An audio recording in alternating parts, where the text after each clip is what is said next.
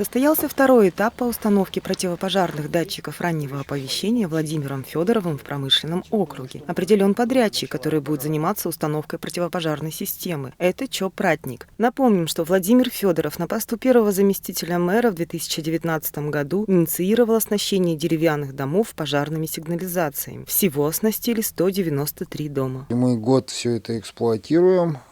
Система показала себя как рабочая, есть положительные моменты, есть предотвращение реальных пожаров. Это Ильинская 57/2, где в 2 часа ночи все это сработало.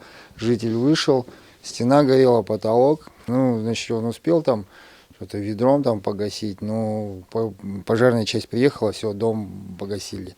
Значит, пожар, то есть ликвидировали. Потом Лонгинова 32/4, тоже в 6 часов утра в квартире, значит, произошел пожар. Значит, тоже пожарные расчеты МЧС погасили пожар.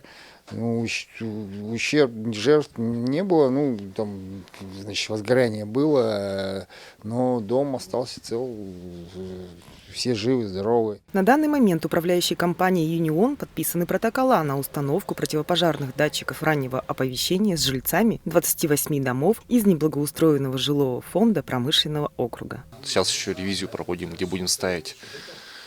Это здесь по адресам Некрасова, Дзержинского, Бабушкина, Зоргей, Отченко. Этот список из 28 домов не полный. Дальше управляющая компания будет подписывать протокола с другими жильцами аварийных домов. Всего в промышленном округе необходимо установить противопожарными сигнализациями порядка 50 ветхих аварийных домов. Я буду заниматься непосредственно с управляющей компанией, с подрядчиков, выяснять, на каком этапе и, значит, вести контроль по срокам.